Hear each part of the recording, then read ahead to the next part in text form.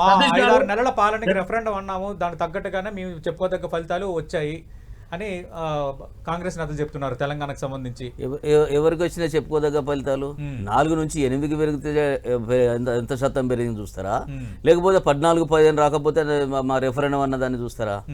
అది చూడాల్సిన పరిస్థితి. వాళ్ళు ఏ రకంగా వాళ్ళు సర్టిఫై చేసుకుని అర్థం లేదు. 2014లో వాళ్ళు ఎందుకు ఓడిపోయారు, వాళ్ళు యూపీఏ 1 యూపీఏ 2 ఎందుకు పడినా వాళ్ళు ఎనాలిసిస్ చేసుకునే పరిస్థితి లేదు. ఒక గ్రామాల అభివృద్ధి అని చెప్పి అభివృద్ధి కోసం మాట్లాడారు. 2014 నాటికి 18,000 గ్రామాలకు విద్యుత్ సరఫరా లేని పరిస్థితి. ఆనాడు 18,000 గ్రామాలకు, మాలమూర గ్రామాలకు నరేంద్ర మోడీ గారు రాగానే చెప్పారు 1000 రోజుల్లో ఆ ప్రాంతాల్లోనే విద్యుత్ చేస్తా అని చెప్పినట్టు 1000 రోజుల్లో వార్ ఫుట్ మీద హెలికాప్టర్ల ద్వారా చేసి కూడా చేయాలి. అభివృద్ధి విషయాన్ని మాట్లాడు కాబట్టి చెప్తున్నారు. ఇప్పుడు మేము పెర్ఫార్మెన్స్ బాగానే ఉంది. తెలంగాణకు సంబంధించి 8 సీట్లు మేము ఈరోజు గెలుచుకోబోతున్నాం. ఇంకా ఒకటి కూడా ప్లస్ అయితే కూడా కావచ్చు. తెలంగాణలో గ్రోత్ ఉంది, నేను కాదనటం లేదు. But what about national results? మీకు భారతీయ జనతా పార్టీ గతంలో సొంతంగా అంటే ఎవరితో సంబంధం లేకుండా 303 సీట్లు గెలుచుకున్న వాతావరణం, కానీ ఇప్పుడు 232 స్థానాల్లో, ఇప్పుడు లేటెస్ట్ 228 స్థానాల్లోనే లీడ్లో ఉన్న వాతావరణం ఒకటి. రెండోది ఉత్తరప్రదేశ్ కానీ గతంలో మీరు తిరిగిలేని ఆధిక్యాన్ని ప్రదర్శించిన 4-5 రాష్ట్రాల్లో మీరు కొంత వెనకబడ్డాం. అలాగే ఇండియా కూటమి కొంత చెప్పుకోదగ్గ స్థాయిలో సీట్లు సంపాదించడం. ఇప్పుడు 2 సార్, ఒకటైతే మేము కూడా ఎనాలిసిస్ చేసుకోవాల్సిన అవసరం లేదు. ఉత్తరప్రదేశ్కి సంబంధించి తగ్గరావడం అని అంటే వీళ్ళు చేసిన దుష్ప్రచారం ఏదైతే రాజ్యాంగము మారుస్తారని, రిజర్వేషన్లు చేస్తారని చెప్పని ఏమైనా ప్రజలు అక్కడ నమ్మారా? ముఖ్యంగా ఉత్తరప్రదేశ్లో మీకు తెలిసిన విషయం ఎస్సీలు, ముస్లిమ్స్ అంతా కూడా జనాభా ఎక్కువ. బహుజన్ సమాజ్ పార్టీ ఒక రకంగా మాయావతి నిగూఢంగా ఏమైనా కాంగ్రెస్ పార్టీకి అని చెప్పిందా, ఆ సమావేశం చేసిందా, పొత్తు లేకపోయినప్పుడు కూడా అంతర్గతంగా చేసిందా? ఒక నిమిషం, మొదటి నుంచి కూడా భారతీయ జనతా పార్టీకి అనుకూలంగానే వ్యవహరిస్తుంది కదా దేశవ్యాప్తంగా. ఇప్పుడు అక్కడ జరిగిందని విశ్లేషించుకోవాలని చెప్పి మాట్లాడుతున్నాం. అయిందని చెప్పి చెప్పలే, రూఢి కూడా కాలేదు. ఇవన్నీ కూడా ఏ రాష్ట్రాల్లో అయితే తగ్గిన సీట్లు, ఏ రాష్ట్రాల్లో తగ్గిన కూడా వాస్తవం. అది మనం ఏమైనా కాదు, ప్రజల మ్యాండేటరీ ఎవరు కాదనలేదు. అట్ ది సేమ్ టైం తగ్గిన దాన్ని ఏ రకంగా తగ్గినది తప్పకుండా విశ్లేషించుకుంటాం. ఈ ముస్లింస్కి సంబంధించి, మైనార్టీలకు సంబంధించి కానీ ఎస్సీలకు సంబంధించిన ఏదైనా అక్కడ జరిగిందా అనేది కొంత దాని తర్వాత చర్చించుకోవాల్సిన అవసరం. మొత్తానికి ఓవరాల్గా పర్ఫార్మెన్స్ కనుక యాంటీ ఇన్కంబెన్సీ ఉంటే ఇన్ని సీట్లు కూడా రావు కదా.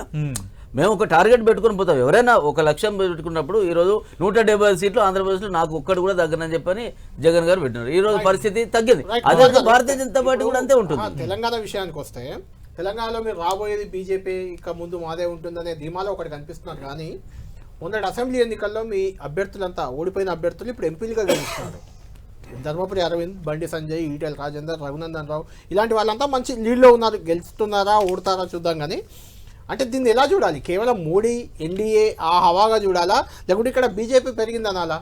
తప్పకుండా ప్రజలలో భారతీయ జనతా పార్టీకి ఆదరణ ఉన్నది. అదే సమయంలో లోకల్ ఎన్నికలు కానీ, అసెంబ్లీ ఎన్నికలు కానీ, పార్లమెంటు ఎన్నికలు ప్రజలందరూ కూడా వాళ్ళ యొక్క పర్సెప్షనే వేరువేరుగా ఉంటుంది. అందులో భాగంగా ఈరోజు మోడీ, నరేంద్ర మోడీ గారు ఉండాలనుకున్నారు. ఈ నాయకత్వం కూడా ఇక్కడ నుంచి పార్లమెంట్ పెద్ద సంఖ్యలో పంపాలనుకున్నారు. కాబట్టి వాళ్ళు గతంలో ఓడారా లేరని కాదు, అక్కడ నరేంద్ర మోడీ గారు అక్కడ దాంట్లో ఒక వ్యాలిడిటీ ఉంది, ఒక వ్యాలిడ్ క్వశ్చన్ కూడా దాగి ఉంది. ఎందుకంటే మీరు 2018 అసెంబ్లీ ఎన్నికల్లో ఒక అసెంబ్లీ స్థానం గెలుచుకున్నారు, లోక్సభ స్థానం 4 గెలుచుకున్నారు. ఇక్కడ మొన్నటి అసెంబ్లీ ఎన్నికల్లో పెర్ఫార్మెన్స్ బాగున్నా 14% ఓటు వచ్చినా 8 అసెంబ్లీ స్థానాలు గెలుచుకుంటే మళ్ళీ 8 వరకు దాదాపు పార్లమెంట్ స్థానాలు గెలుచుకున్న పరిస్థితి ఉంది. బట్ మనం చూస్తే మహబూబ్ నగర్కి సంబంధించి ఆల్రెడీ స్థానిక సంస్థల ఎమ్మెల్సీని బీఆర్ఎస్ గెలుచుకుంది. ఆల్రెడీ గ్రాడ్యుయేట్ ఎమ్మెల్సీ ఎన్నికలకు సంబంధించి అటు కొంత అటు బీఆర్ఎస్కే కొంత ఛాన్స్ ఉందన్న వాతావరణం జరుగుతుంది. సతీష్, 5,000 పాయింట్లకు పైగా సెన్సెక్స్ కుప్పకూలిపోయింది స్టాక్ మార్కెట్. అంటే దేశంలో మోడీ హవా ఉంటుందని ఎగ్జిట్ పోల్ చెప్పగానే పెరిగింది. మనం చూసాం వంశీ గారు. ఇప్పుడు చూస్తే కుప్పకూలిపోయిన పరిస్థితి. ఎగ్జిట్ పోల్ సంచలనాలు, భారీగా పెట్టుబడి పెట్టిన ఇన్వెస్టర్లు ఇప్పుడు వెనక్కి తగ్గుతున్నారు.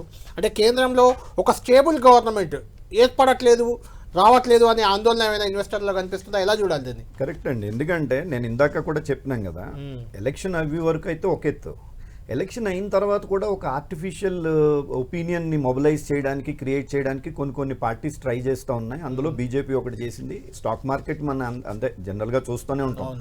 It is not purely it is a driven ఇది ఇష్యూ. కొంత అంటే వాళ్ళు ఏం చేస్తారంటే కొంతమంది ప్లేయర్స్ చేతిలో ఉంటుంది, మనకి తెలుసు అది. కొంతమంది ఒక్కోసారి పైకి వెళ్తుంది, ఆ సెంటిమెంట్ని చూసి పాపం ఎక్కువ అందుకే నష్టపోయేది కూడా కామన్ ఇన్వెస్టర్స్ నష్టపోతూ ఉంటారు, ఇదేదో పెరుగుతుందేమో అని చెప్పి. రెండోది ఏంటంటే నేషనల్ పాలిటిక్స్లో it is very clear, Rahul Gandhi has emerged. Rahul Gandhi ఎరా అన్నది మనం మొదలైందని చెప్పొచ్చు. రెండోది మోడీ ఎండ్ అయిందని నేను అనడం ప్రీమెచ్యూర్, కానీ డెఫినెట్గా డౌన్ స్లైడ్ అయితే అది కూడా మనకి కనిపిస్తుంది. 26 లక్షల కోట్లు ఎగ్జిట్ పోల్స్ తర్వాత పెట్టిన పెట్టుబడులు ఇప్పుడు ఆవిరైపోయిన పరిస్థితి. ఇన్వెస్టర్లై సామాన్య ప్రజలే ఆల్మోస్ట్. అంటే దానికి నేను అనుకునే కారణం ఏంటంటే ఇప్పుడు ఇందాక ఆయన చెప్పినట్టు మోడీ లేకపోతే మోడీ అది ఎప్పుడు వస్తుందంటే ఆయన ప్రైమ్ మినిస్టర్ కింద ఉండి బీజేపీ ఆన్ ఇట్స్ ఓన్ వచ్చినప్పుడు లేని పక్షంలో ఈవెన్ ఆయన మీద కూడా డౌట్స్ స్టార్ట్ అవుతాయి, whether he will be the చాయిసా లేకపోతే బీజేపీలోనే మళ్ళీ ఇంకొక. ఎందుకంటే ఇప్పుడు వీళ్ళకి ఎప్పుడైతే ఎల్ఐస్ సపోర్ట్ కావాలో న్యాచురల్గానే ఎల్ఐస్ కూడా మోడీ ఉండే భయంతో కానీ లేకపోతే మోడీ గతంలో చూసినటువంటి మిగతా పార్టీస్ పట్ల అతను ప్రవర్తించిన మోడీ షా దాన్ని బట్టి వాళ్ళకు కూడా ఏంటంటే అవకాశం ఉంటే బీజేపీలోనే ఒక alternate leadership. Seshu garu stock market expert మనకు ఫోన్ లైన్ లో అందుబాటులో ఉన్నారు. శేషు, ఆయనతో మాట్లాడదాం.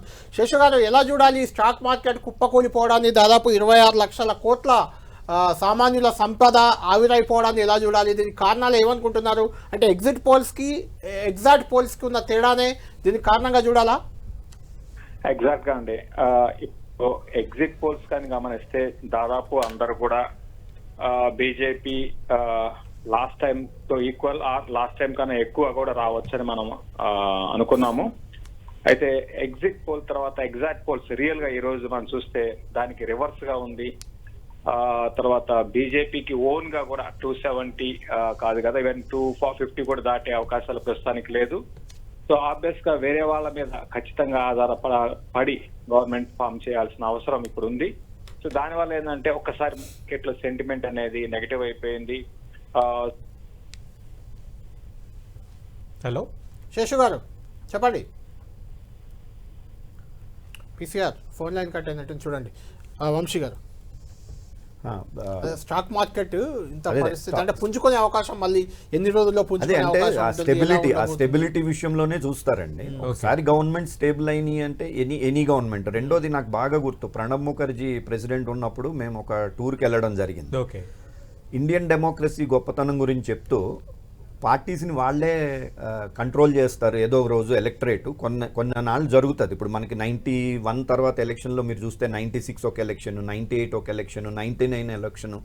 అంటే కాంగ్రెస్ లాంటి ఒక అహంకార పార్టీ అని అప్పట్లో ఉన్న ముద్రున్న పార్టీని కూడా ఒక అలయన్సెస్, అంటే ఒక ఎరా ఆఫ్ అలయన్సెస్లోకి ప్రజలే నెట్టి అంటే ఎలక్షన్స్ ఇంక వద్దు మహాప్రభు, మేము చేయలేము, మా దగ్గర ఉన్న వనరులన్నీ అయిపోతున్నాయని మెంబర్స్ అందరూ ఏం చేశారంటే ఒక అన్రిటన్ అండర్స్టాండింగ్ వచ్చారనమాట. వీళ్ళంతా కూడా పార్టీలు ఏదైనా సరే ప్రభుత్వం కోయిలిషన్ అన్నప్పుడు 5 ఏళ్ళు చేద్దాము, let us not destabilise governments అనే ఒక అన్రిటన్ అండర్స్టాండింగ్ అన్ని పార్టీల మీద వచ్చి మనం చూస్తే 99, 2004 స్టేబుల్ గవర్నెన్స్ ఉంది.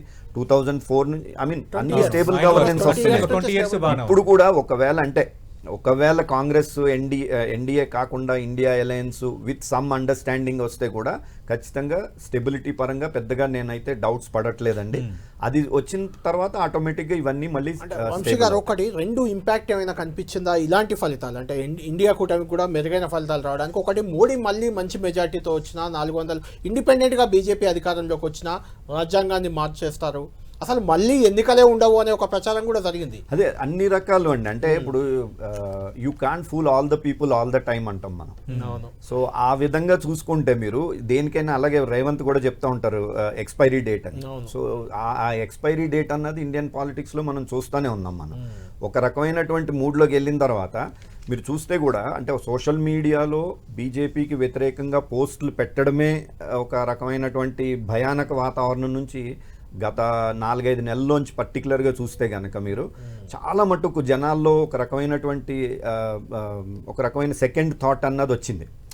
అంటే ఆయన ఫస్ట్ ఎలక్షన్ అప్పుడు నేను సేవకుడిని అన్నాడు, ఈరోజు నేను భగవంతుడి దైవాంశ సంభూతుడిని అని చెప్పాడు అనమాట. అంటే ఆ ట్రాన్స్ఫర్మేషన్ని ఒక రకమైన యారోగెన్స్ కింద చూడడం అన్నది జరిగింది.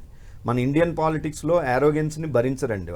మన ఎలక్టరేట్ ఖచ్చితంగా ఏదో రోజు దాన్ని తగ్గించడానికే చూస్తారు. ఇప్పుడు జగన్ విషయంలో కూడా అంటే జగన్న లేకపోతే చుట్టుపక్కల ఉన్న వాళ్ళ ఇవన్నీ పక్కన పెడితే కూడా ఆ టెండెన్సీ ఎప్పుడైతే స్టార్ట్ అవుతుందో ప్రజల్లో ఒక రకమైనటువంటి థాట్ ప్రాసెస్ వస్తుంది. మనం కేసీఆర్ గారిని విషయంలో చూసినాం, మనం ఇప్పుడు జగన్ విషయంలో చూసినాం, మోడీ గారి విషయంలో కూడా ఇదే చూస్తున్నాం. మనం ప్రజలకు అందుబాటులో ఉండడము, లేదా గవర్నెన్స్ అంటే ఒక లిమిటెడ్గా తన ఒక చిన్న సిస్టమ్ని ఏర్పాటు చేసుకుని వాళ్ళ ద్వారా వెళ్తూ ప్రజలతో ఎప్పుడైతే కనెక్ట్ పోతుందో అప్పుడు ఖచ్చితంగా ప్రజలు దాన్ని ఒప్పుకోరు, దాన్ని రిఫ్లెక్ట్ చేస్తారు. అందులో భాగంగానే మోడీ విషయంలో కానీ జగన్ విషయంలో కానీ గతంలో జరిగిన కేసీఆర్ గారి విషయంలో చూసినాం. రైట్. కుమార్ గారు, ఇందాక నేను అడిగినది మీకు అంటే ఇప్పుడు ఈ నేషనల్ లెవెల్లో ఇంపాక్ట్ ఉన్న వాటిల్లో పెర్ఫార్మెన్స్ భారతీయ జనతా పార్టీ తెలంగాణలో చూపిస్తుంది. బట్ వేరే లోకల్ బాడీస్కి వచ్చేసరికి చెత్తలకు పడిపోతుంది. ఖచ్చితంగా రాబోతున్న లోకల్ బాడీస్ మళ్ళీ మాకు పునర్జీవానికి అవకాశం కల్పిస్తాయని బీఆర్ఎస్ చాలా లెక్కలేసుకుంటుంది. చెప్పండి సార్, ఇప్పుడు మొన్న జరిగినటువంటి మహబూబ్నగర్లో అప్పటికే వాళ్ళంతా ఎన్నికబడి ఉన్నారు. అవును, లోకల్ బాడీ వాళ్ళ సర్పంచ్లు కానీ జడ్పీటీసీలు కానీ వాళ్ళు ఓట్లు వేయడం వల్ల అక్కడ ఎమ్మెల్సీ వస్తారు కాక మీదే మరి అదే పెర్ఫార్మెన్స్ నీకు ఇప్పుడు ఎంపీ ఎన్నికల్లో చూపలేకపోతున్నారు కదా. రేపు జరగబోయే దాంట్లో మళ్ళీ మేము వేస్తుంటే ఎవరికైనా ఆశ, ఏ పార్టీ అయినా కూడా ఎదగాలని కోరుకుంటూ తప్పులేదు. కానీ ప్రజలలో అంత పూర్తిగా ఒకటే స్లైడ్గా మళ్ళీ బీఆర్ఎస్ వైపు వస్తుందని చెప్పని మేమైతే అనుకోలేదు. మేము ఇప్పుడు పెర్ఫార్మెన్స్ 8 పార్లమెంట్లు అంటే 8x7 అన్నా కూడా 56 పార్లమెంట్ అసెంబ్లీలో మేము పెర్ఫార్మెన్స్ చూపించినట్టే కదా. అన్ని కాన్స్టిట్యూన్సీలో మాది బలం పెరిగినట్టే కదా. అసెంబ్లీ స్థానంలో 8 పార్లమెంట్ అసెంబ్లీ గెలిచినాము, 8 పార్లమెంట్ గెలుస్తున్నాము. 8 పార్లమెంటు ఇంటూ 7 అసెంబ్లీలు అన్నా కూడా 56 పార్లమెంట్ మేము అక్కడ గెలుచుకున్నాం. తప్పకుండా రేపు లోకల్ బాడీస్ కానీ రాబోయే ఎన్నికలు కూడా భారతీయ జనతా పార్టీ తన పెర్ఫార్మెన్స్ చూపిస్తుంది. మోర్ ఓవర్ బీఆర్ఎస్ పార్టీకి పూర్తిగా అయిపోయిన సందర్భంలో ఆ ప్లేస్ ను భారతీయ జనతా పార్టీ తప్పకుండా తీసుకుంటది. కాంగ్రెస్ వర్సెస్ భారతీయ జనతా పార్టీ రేపు జరగబోయే పాలిటిక్స్ తప్పకుండా ఉండే అవకాశం ఉంటుంది. ఏకోపించవచ్చు. రేపు పొద్దున్న 3 పార్టీలు ఉంటాయి, 2 పార్టీలు ఉంటాయా?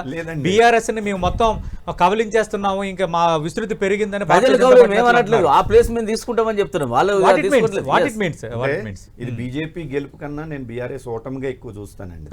ఎందుకంటే అసలు కనీసం ఎన్నికలకు ముందు పెద్ద పెద్ద నాయకులు ఎవరు కూడా మేము పోటీ చేయడానికి కూడా వాళ్ళు సిద్ధపడకుండా వెనక్కి వెళ్ళిపోవడం, కనీసం అంటే ఫ్యామిలీ నుంచి ఫస్ట్ టైం ఎట్లాగా రిప్రజెంటేషన్ లేకుండా ఉండే, ఎలక్షన్లో పోటీ చేయకపోవడం అన్నది ఉండే. తర్వాత అనేక మంది అంటే గత 10 ఏళ్లలో అనుభవించి ఈ పార్టీ ద్వారా వచ్చినటువంటి ప్రతి బెనిఫిట్ని అందుకుని పదవులు అనుభవించి డబ్బులు సంపాదించిన నాయకులందరూ కూడా మొహం చాటేసి పరిస్థితి వచ్చింది. రెండోది ఏంటంటే మేబీ కేసీఆర్ గారి విషయంలో మనం చాలాసార్లు చూసాం, స్ట్రాటజిక్ రిట్రీట్ కావచ్చు. ఈ ఎలక్షన్ వరకు ఆయన కొంతవరకు బీజేపీకి అది యాక్చువల్గా అయితే లాంగ్ టర్మ్లో తప్పది స్ట్రాటజీ. బట్ ఈసారి వాళ్ళు ఎక్కువ వదిలేయడం వల్ల కూడా బీజేపీకి అడిషనల్గా సీట్స్ ఒక 2-3 సీట్లు జరగడం జరిగింది. రెండోది వచ్చేటప్పటికి పొలిటికల్ పార్టీగా రీజనల్ పార్టీస్ని ఆంధ్రాలో కానీ ఇక్కడ కానీ తొందరగా మనం వాళ్ళు వెళ్ళిపోతారు అన్న అది కరెక్ట్. వంశీ గారు, సారీ ఫర్ ద ఇంటర్ప్రిటేషన్ అండి. ప్రస్తుతం బ్రేకింగ్ చూస్తున్నాం. ఈ నెల 9న అమరావతిలో చంద్రబాబు నాయుడు ప్రమాణ స్వీకారం చేసే అవకాశం ఉందని బ్రేకింగ్ అందుతోంది. మరి కాసేపట్లో దీనికి సంబంధించి ప్రకటన చేయబోతున్నారు. అటు ఉమ్మడి ఆంధ్రప్రదేశ్ అలాగే రాష్ట్ర విభజన జరిగిన తర్వాత మొత్తం చూసుకుంటే 4వసారి ముఖ్యమంత్రిగా చంద్రబాబు నాయుడు ప్రమాణ స్వీకారం చేయబోతున్నారు. మనకు తెలుసు వైఎస్ఆర్ కాంగ్రెస్ పార్టీ నేతలు ఫలితాల కంటే ముందు 9వ తారీఖున విశాఖపట్నంలో వైఎస్ జగన్మోహన్ రెడ్డి ముఖ్యమంత్రిగా ప్రమాణ స్వీకారం చేయబోతున్నారు. టికెట్లు కూడా బుక్ చేసుకున్నామన్న ఒక హడావుడి కనిపించింది. కానీ ఫలితాలు చూసాం. ఒక రకంగా వైఎస్ఆర్ కాంగ్రెస్ పార్టీకి ఇది గట్టి ఎదురు దెబ్బగానే మనం అర్థం చేసుకోవాలి. అటు స్పష్టమైన మెజార్టీ సాధించిన వాతావరణం ఆంధ్రప్రదేశ్లో కనిపిస్తోంది. దాదాపు 134 స్థానాల్లో తెలుగుదేశం పార్టీ అభ్యర్థులు, 20 స్థానాల్లో జనసేన, 7 స్థానాల్లో భారతీయ జనతా పార్టీ అభ్యర్థులు విజయం సాధించిన పరిస్థితి. అంటే మ్యాజిక్ ఫిగర్ కంటే చాలా మ్యాసివ్గా అక్కడ ఫలితాలు వస్తున్నాయి.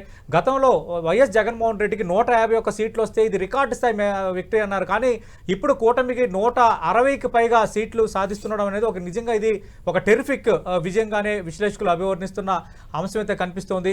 వంశీ గారు దీనిపై ఏం చెప్తారు? అంటే ఒక మ్యాసివ్ విక్టరీ. లాస్ట్ టైం 151 వచ్చినప్పుడు 49.72% వైఎస్ఆర్ కాంగ్రెస్ పార్టీకి వచ్చినప్పుడు ఇది ఖచ్చితంగా అది రికార్డు స్థాయి అనుకున్నాం. ఆ రికార్డు కూడా ఇప్పుడు బద్దలైపోయింది. అదేనండి, వీళ్ళు యాక్చువల్గా వార్నింగ్ సిగ్నల్స్ వచ్చినట్టు పట్టించుకోలేదండి. గతంలో 3 గ్రాడ్యుయేట్స్ కాన్స్టిట్యుయెన్సీస్లో ఓడిపోయినప్పుడే స్పష్టంగా అక్కడ డౌన్ఫాల్ స్టార్ట్ అయింది. వీళ్ళు ఏం చేశారంటే ప్రతి ఒక్కొక్క సెక్షన్ని వీళ్ళు మన వాళ్ళు కాదు, మన సెక్షన్ కాదు, మనకు పర్వాలేదు, మన ఓటర్స్ డిఫరెంట్ అనుకుంటూ అంటే ఒక పువ్వు తీసుకుని ఒక్కొక్క రేకు ఇట్లా తింపేసినట్టుగా జరిగినట్టు అయింది వాళ్ళది.